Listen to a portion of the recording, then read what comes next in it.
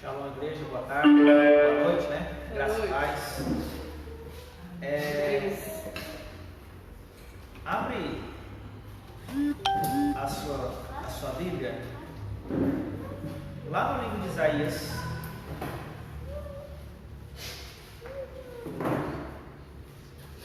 no capítulo 9.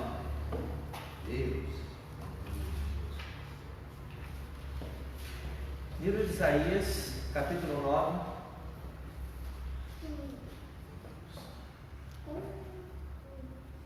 E lá a partir do versículo 6.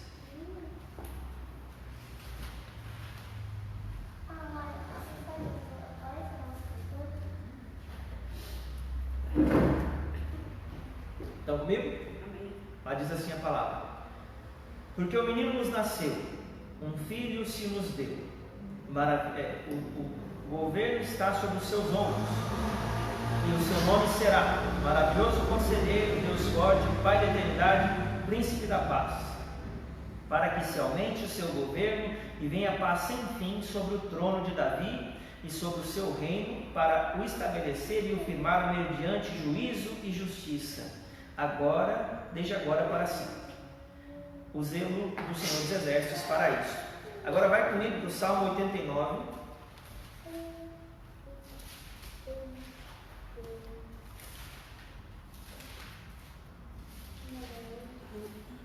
Salmo 89, a partir do versículo 19. Amém? Amém. Outrora falaste em visão aos teus santos e disseste: a um herói concedi o poder de socorrer, no meio do povo exaltei um escolhido. Encontrei Davi meu servo, com o meu santo óleo o ungi. A minha mão será firme com ele, e o meu braço o fortalecerá. O inimigo jamais o surpreenderá, nem o há de afligir o filho da perversidade. Esmagarei diante dele os seus adversários e ferirei os que o odeiam. A minha fidelidade e a minha bondade vão te acompanhar, e em meu nome crescerá o seu poder. Porei a sua mão sobre o mar e a sua direita sobre os rios. Ele me invocará dizendo: tu és meu Pai, meu Deus, a rocha da minha salvação. Falo-ei por isso, meu primogênito, mais elevado entre os reis da terra. Conservar-lhe-ei para sempre a minha graça e firme com ele a minha aliança. Farei durar para sempre a sua descendência e o seu trono como os dias do céu. Se os seus filhos desprezarem a minha lei e não andarem nos meus juízos, e se violarem os meus preceitos e não guardarem os meus mandamentos, então punirei com vara as suas transgressões e com açoites a sua iniquidade. Mas jamais retirarei dele a minha bondade, nem desmentirei a minha fidelidade. Não violarei a minha aliança, nem modificarei o que os meus lábios proferiram. Uma vez jurei por minha santidade, e serei eu falso a Davi? A sua posteridade durará para sempre, e o seu trono como o sol perante mim. Agora vai comigo para 2 Samuel, capítulo 7.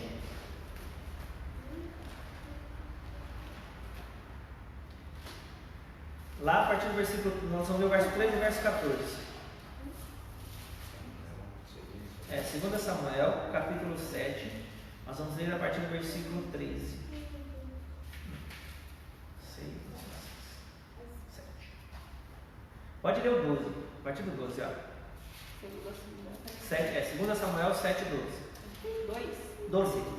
Fala assim: quando os teus dias se cumprirem e descansares com teus pais, então farei levantar depois de ti o teu descendente, que procederá de ti, e estabelecerei o seu reino.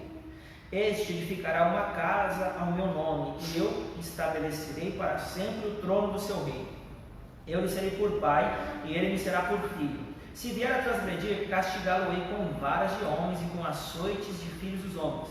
Mas a minha misericórdia não se apartará dele, como retirei de Saul, a quem tirei diante de ti. Porém a tua casa e o teu reino serão firmados para sempre diante de ti, o teu trono estabelecido para sempre.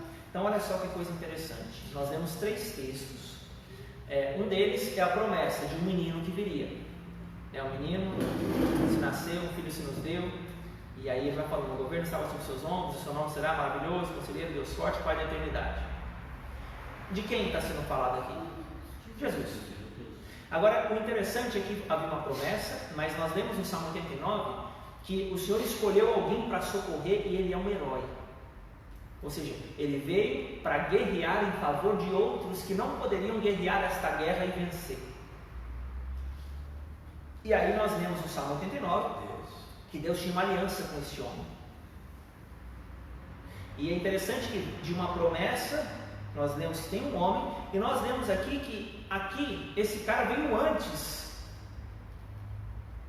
Ele nasceu, como é que fala? Ele foi prometido a alguém que veio antes dele, no caso Davi recebeu a promessa. E eu quero mostrar algo para vocês que é muito interessante. Lá em Apocalipse, se você avançar comigo, capítulo 19, no capítulo 22,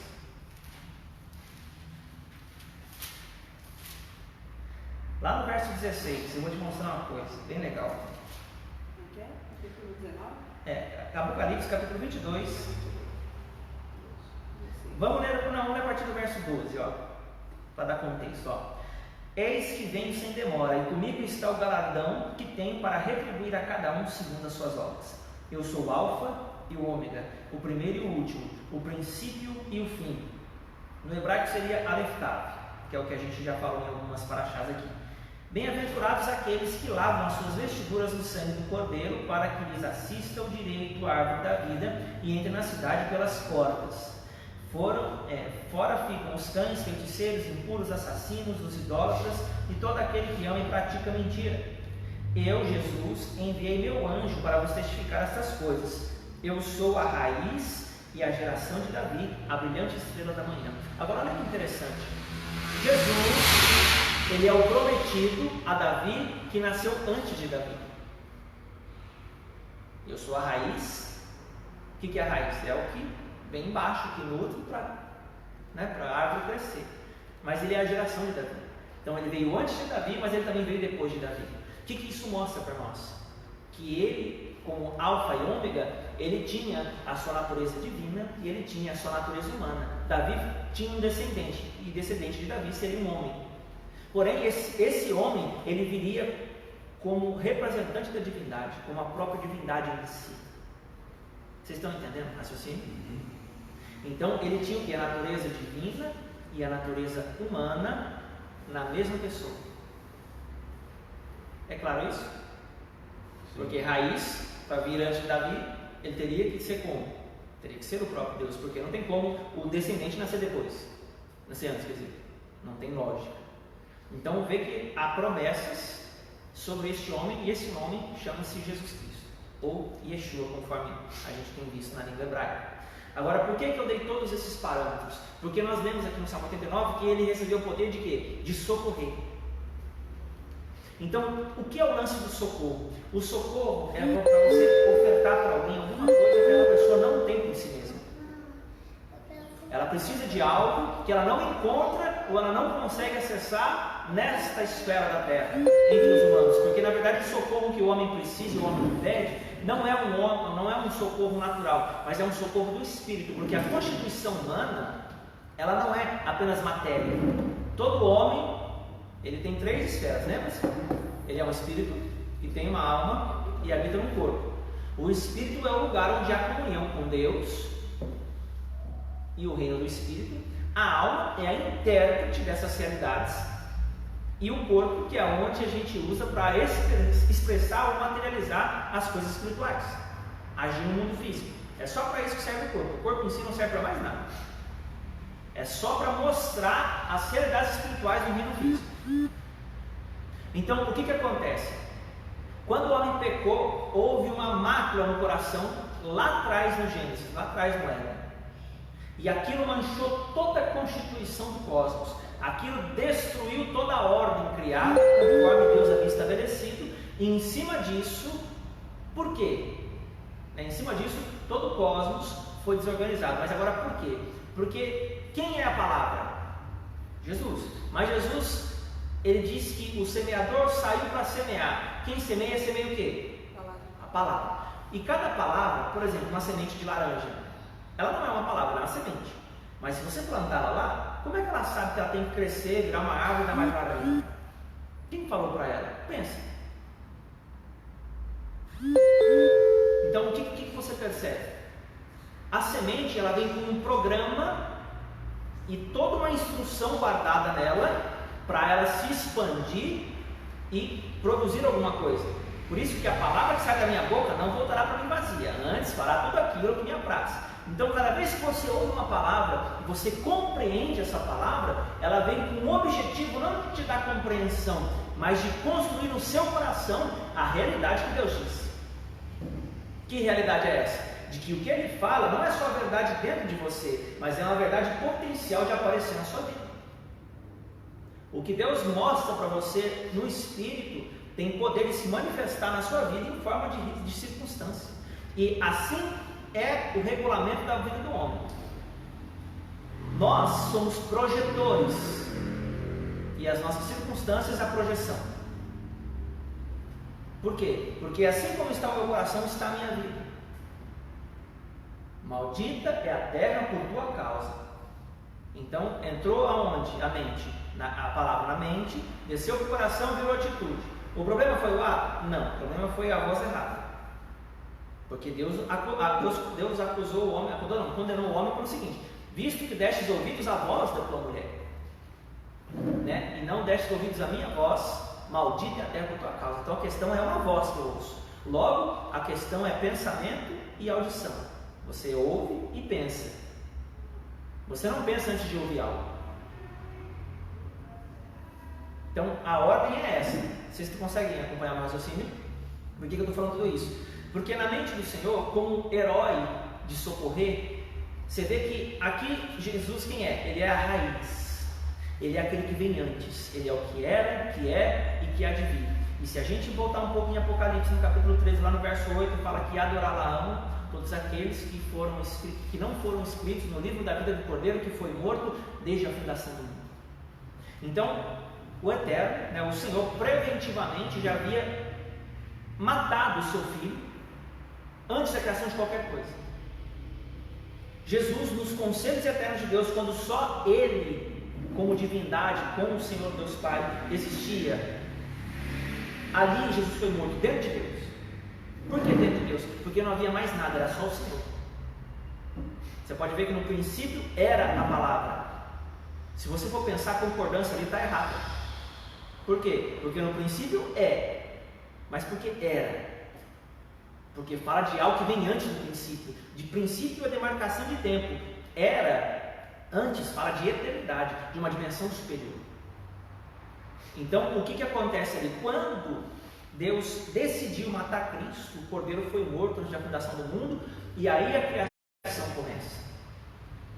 Eu estou voltando com vocês lá no princípio de tudo, antes do tempo ter vindo, para que Deus mostrasse para o homem a sua glória e a sua grandeza. O que acontece? Aí o relatório de Gênesis é o seguinte: no princípio criou Deus os céus e a terra. Mas a palavra fala que Yeshua foi morto desde a fundação do mundo. Então não começa em Gênesis, começa antes, na mente de Deus. E aí o que acontece? O Espírito de Deus pairava por sobre as águas. Na verdade, a terra era sem forma e vazia, né, como na hora do texto. E havia trevas sobre a face do abismo. E o Espírito de Deus pairava por sobre as águas. Agora olha que interessante. Trevas sobre a face do abismo. Deus criou os céus e a terra e havia a terra era sem forma vazia. A palavra ali é caos, é desorganizado, é totalmente bagunçado, não tinha forma nenhuma. E aí, o que é trevas? Trevas, no conceito de Deus, é ausência de luz. Deus criou a luz, a trevas é a ausência da luz. Então é algo que é subtraído da verdade, é algo a menos. Então tudo que Deus criou é o pleno, o que é oposto é o que é retirado do pleno. Então onde a luz, retira-se a luz, a trevas então é a ausência de luz, porque a luz veio antes. Estão entendendo? Então vamos continuar o raciocínio. Então ali o Espírito parava sobre as águas. Agora olha que interessante, quem é as águas, por exemplo? O que é o símbolo das águas na palavra de Deus? Tem duas situações. João capítulo 7, no verso 38, fala que quem crê em mim, como diz a Escritura, do seu interior fluirão o quê? Rios de águas vivas. Vida, então. Jesus, palavras, mas Jesus também pode ser o Espírito, mas Jesus, ele é quem? Ele é a palavra. E aí ele chega e fala para a mulher samaritana, se você conhecesse o dom de Deus, que fala contigo, você me pediria água, porque a água sai da rocha, a água sai da pedra, a água sai de Yeshua, sai do Senhor. Ele é a origem daquele que libera as águas vivas. Estão entendendo? Efésios capítulo 5, verso 26. Tendo-a purificado por meio de lavagem de água pela palavra. Ali Paulo está falando do casamento entre Cristo e a igreja, em alegoria do homem com a mulher. Então ele purifica a sua noiva falando com ela, e essa lavagem é feita por palavras. Então o homem, ele limpa a mulher, ele purifica, ele santifica ela falando com ela, como Jesus faz com a igreja. Como é que ele purifica ela? É falando com ela. A palavra fala. E a palavra grega lá é rema. Quando você vai olhar, é rema, a palavra que sai da boca de Deus. Então, por que eu estou contando tudo isso para vocês? Para vocês entenderem que quando Deus criou tudo, o Espírito parava sobre as águas. Então, o Espírito pairava sobre a palavra em trevas. Porque havia trevas sobre a face do abismo. E o Espírito parava sobre as águas. Imagina um lugar escuro, onde havia águas embaixo e o Espírito pairando ali. Aí a palavra, no Gênesis 3, diz o quê? Disse Deus: haja luz e houve luz. A tradução correta não é haja. Quando você vai olhar o original, a palavra não aceita haver. A palavra não tem essa tradução. É seja, é ser, existir ou tornar-se, ou vir a existir. É a palavra hebraica lá. Então o que está acontecendo ali? Quando Deus fala seja luz, Ele está chamando Jesus Cristo dentre os mortos para começar a criação. Eu vou repetir. Como assim Jesus Cristo dentre os mortos? Eu vou explicar para vocês entenderem. Porque Jesus foi morto desde a fundação do mundo. Foi ou não foi?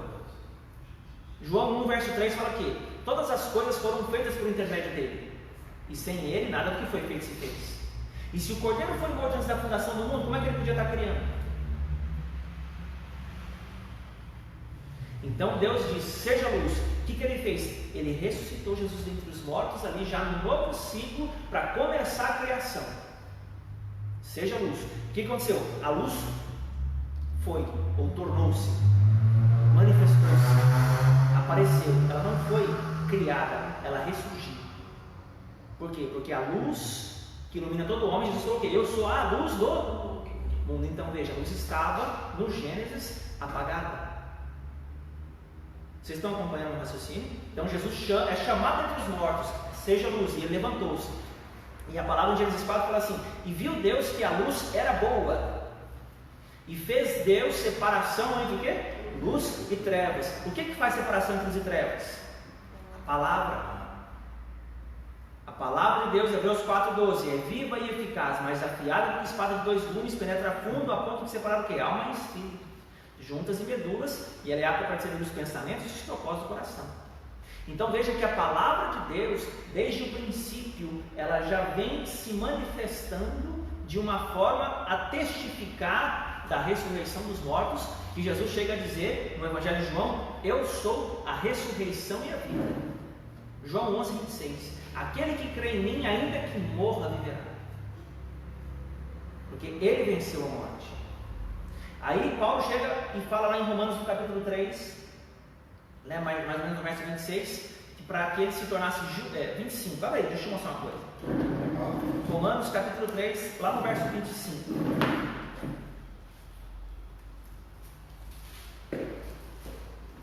Vamos ler o 23, ó, 3, 23, 24, 25 e 26. Paulo está falando da justificação pela fé aqui, olha só.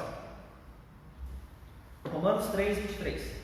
Pois todos pecaram e carecem da glória de Deus, sendo justificados gratuitamente por sua graça, mediante a redenção que é em Cristo Jesus, a quem Deus propôs o seu sangue como propiciação, mediante a fé, para manifestar a sua justiça. O que é manifestar? É algo que está escondido e torna-se público. É algo que está oculto e torna-se revelado. É algo que não aparece. Então olha que interessante, para manifestar a sua justiça por ter Deus, na sua tolerância, deixado impunes os pecados anteriormente cometidos, tendo em vista a manifestação da sua justiça no tempo presente. Então veja, a justiça já havia sido feita onde? Antes da fundação do mundo. E aí Deus decidiu torná-la pública. Então o Verbo se fez carne e habitou entre nós, cheio de graça e de verdade. E aí nós vemos o quê? Para ele mesmo ser justo, porque ele se fez homem e cumpriu toda a lei, e justificador, porque agora ele tem poder de transmitir a justiça àquele que tem a fé em Jesus. Estão entendendo o que está sendo dito? Então, por isso é que ele recebeu o nome que está acima de todo nome. Porque ele veio para vencer e venceu. Ele venceu como homem, não como Deus. Entendeu? Então, o que está acontecendo aqui? O herói que veio para socorrer, o qual Deus tem aliança, não é comigo e com você, é com ele. E é porque nós somos justificados. Deus não tem compromisso nenhum comigo, ele tem com Yeshua, com Jesus. E por causa de Jesus eu tenho o acesso a isso, porque eu sou co-herdeiro com ele. Porque ele venceu e hoje eu creio no que ele fez, eu posso desfrutar de algo que ele conquistou. Por isso que é porque dele, por ele, para ele são todas as coisas. Então a grandeza de todas as coisas, sejam elas boas ou ruins, está nele. Por quê? Porque ele venceu a morte. Por que os demônios creem e tremem na presença dele? Porque sabe que ele foi, é e sempre será irrepreensível. Ele não muda. Então ele é o que veio devolver para nós a vida. Por que a vida? Porque quando no Éden, quando Adão falhou, maldita a terra por tua causa, o que entrou na terra? A morte. O salário do pecado é a morte, Romanos 6,23. Mas o dom gratuito de Deus é a vida eterna em Cristo Jesus. Então, dom gratuito, o salário do pecado é um pecado. O que é pecado? 1 João 3,4, transgressão da lei. Ah, mas lá no Éden não tinha. A lei já estava no coração do homem. Deus só tinha dado uma palavra para ele, falou, não coma. Era só isso. Não deve ser tão difícil assim, mas por alguma razão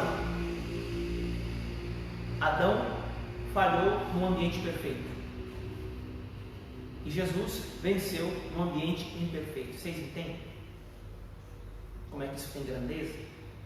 Como é que isso é nobre? Então eu não posso falar que aquela época era assim, não sei o que assado, não. Todos dependem dele, não tem épocas. O Espírito é o mesmo, a palavra é a mesma, e eu tenho que vencer hoje, porque ele venceu. Qual é o segredo? No mundo tereis aflições. Tem de bom ânimo, porque eu venci o mundo.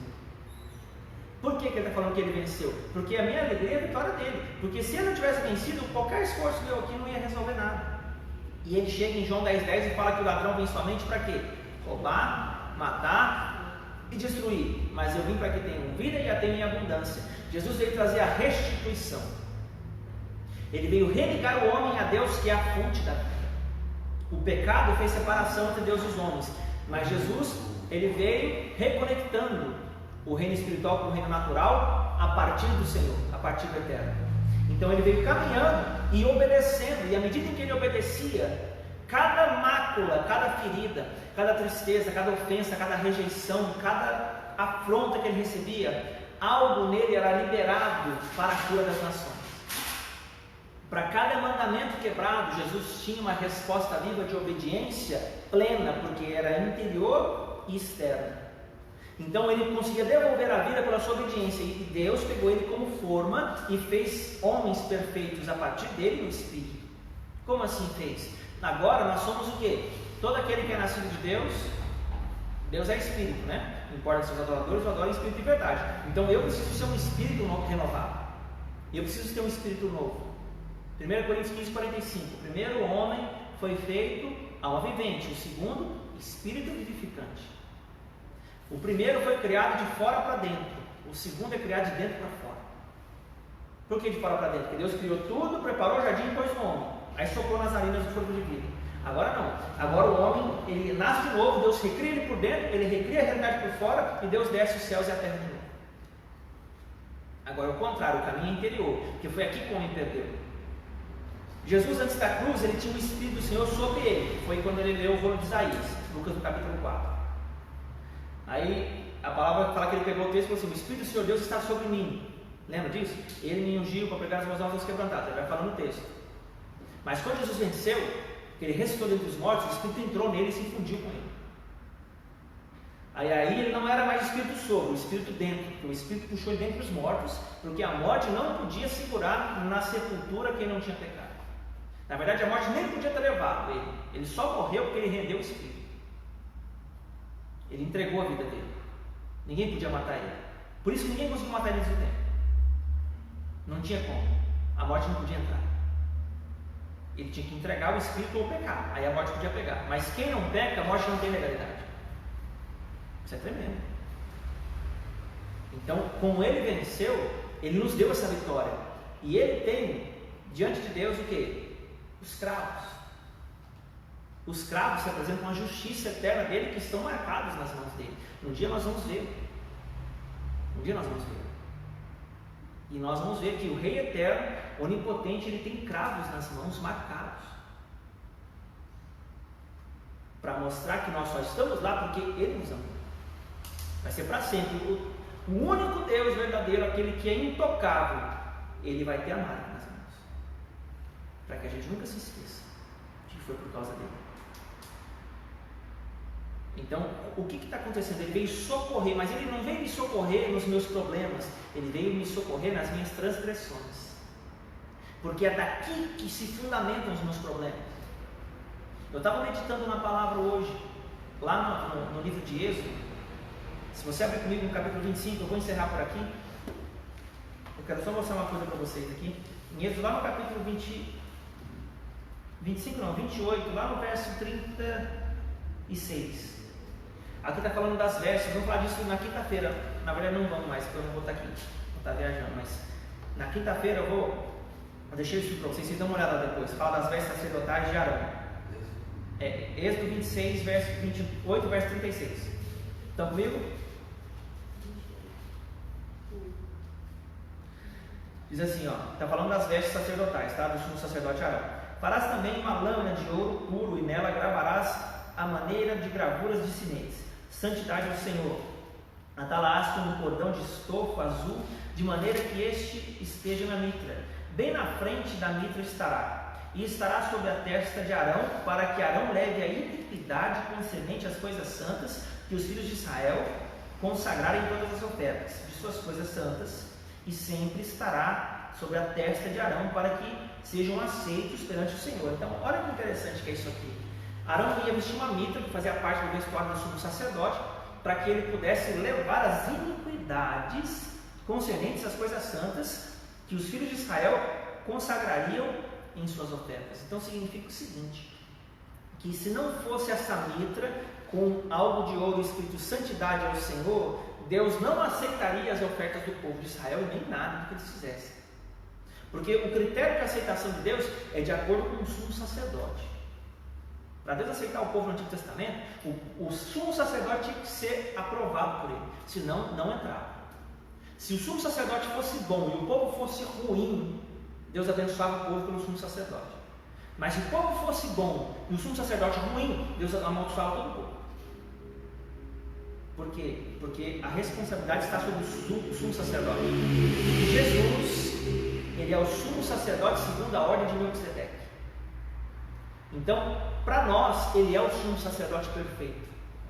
Deus não vai trocar o sacerdócio mais, porque ele venceu e ele não tem necessidade de ficar apresentando sacrifícios. Por quê? Porque ele deu a si mesmo.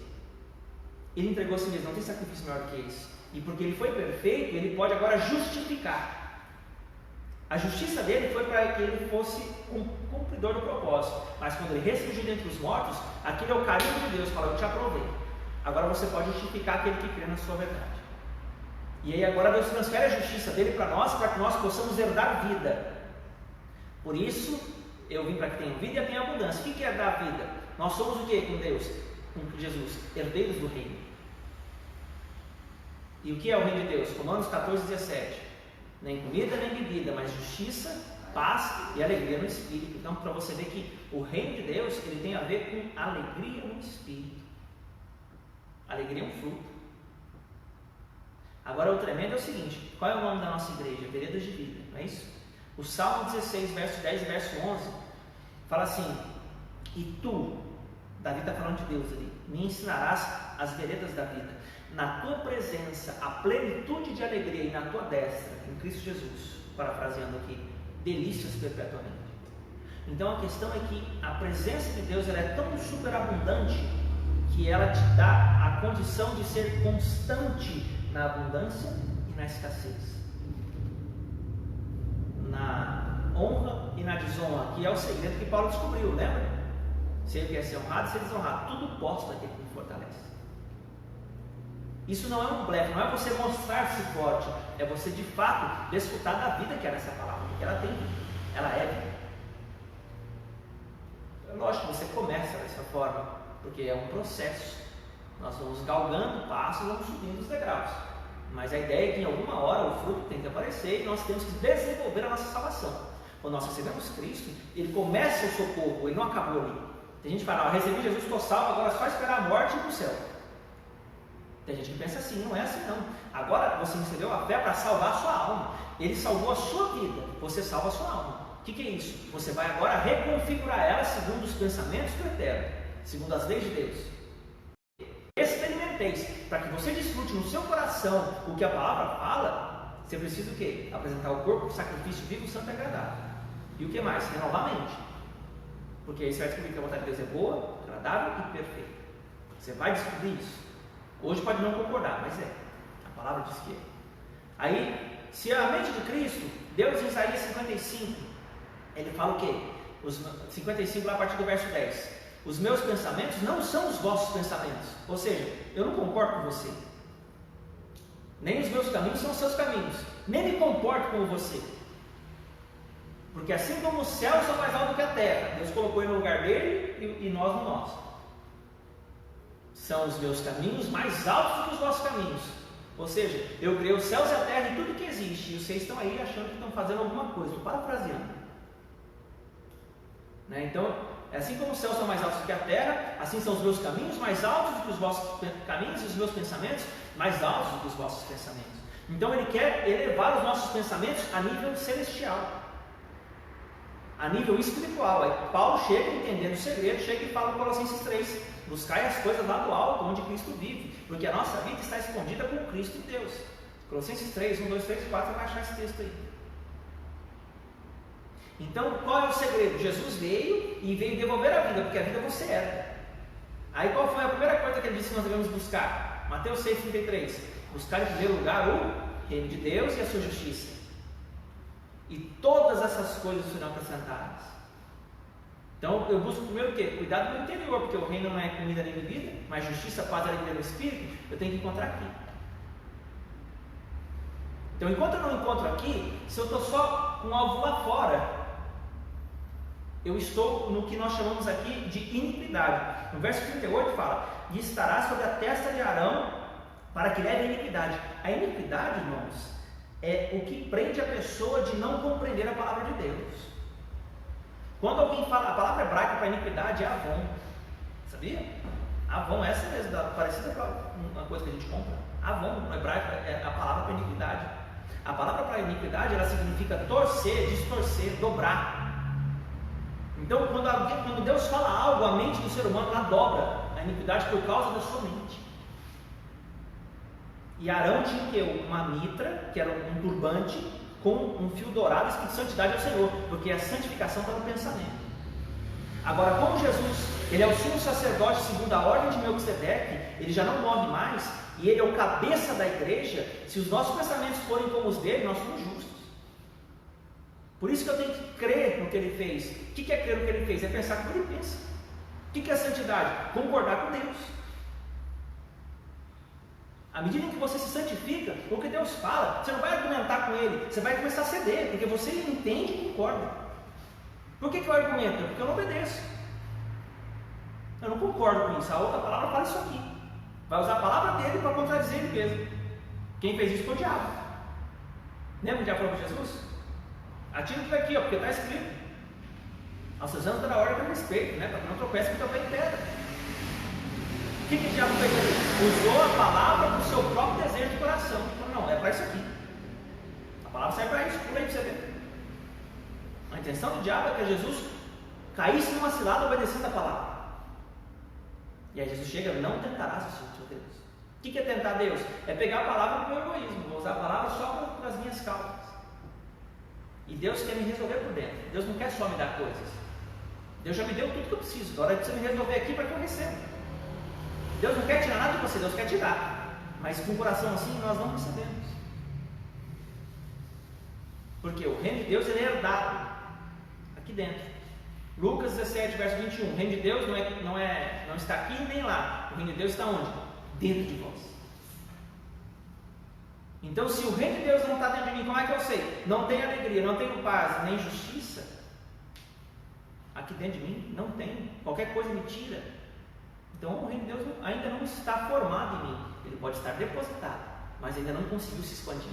Porque falta renovação de mente, falta comunhão com Deus, falta obediência à palavra, falta jejum, falta oração. E é isso que Deus quer de mim. Eu sou cooperador com Ele na minha salvação. Eu faço a minha parte, Ele executa dentro de mim, que eu não sei fazer. Então, se eu não quero obedecer, não quero orar, não quero jejuar, não quero fazer nada, não quero obedecer os mandamentos, não quero as bênçãos, então está errado. Amém? Por enquanto? Então, olha só, o que o Senhor quer que nós entendamos para que a gente feche? A iniquidade, ela é o que atrapalha a nossa comunhão, porque a iniquidade é um estágio de programação mental, onde a consciência pega como natural e fundamento dos pensamentos o pecado. Tudo aquilo que é ante Deus. Deus fala uma coisa, eu não concordo e fala o contrário. Não é assim que eu penso. É o que eu penso. Quando eu coloco o que eu penso em cima da palavra, é iniquidade. Enfim, vamos ficar de pé para a gente orar? O Senhor quer mudar o meu coração e o seu. Tanto que lá em Ezequiel, no capítulo 36, ele fala que dará um coração novo, um espírito novo, e farei com que guarde os meus mandamentos e aprenda. Depois você medita lá, fica para meditação para casa. Ezequiel, capítulo 36. Vamos orar então. Senhor, nós queremos te louvar essa noite pela tua palavra, pelos teus sinais, por tudo que o Senhor fez. Obrigado por cada vida que aqui está presente. Obrigado por cada pessoa que vai nos assistir através da internet.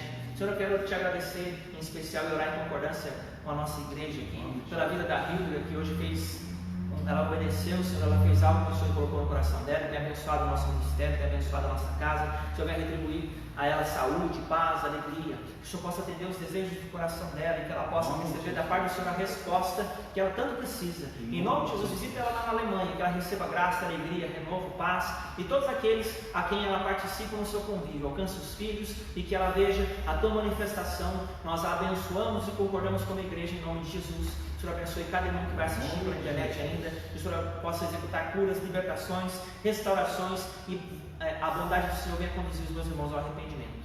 É isso que nós te agradecemos hoje e te entregamos o culto. Amém e amém. Glória a Deus. Meus irmãos, graça e paz, obrigado pela companhia, um abraço e que você, se foi abençoado, pode compartilhar o vídeo com quem você quiser.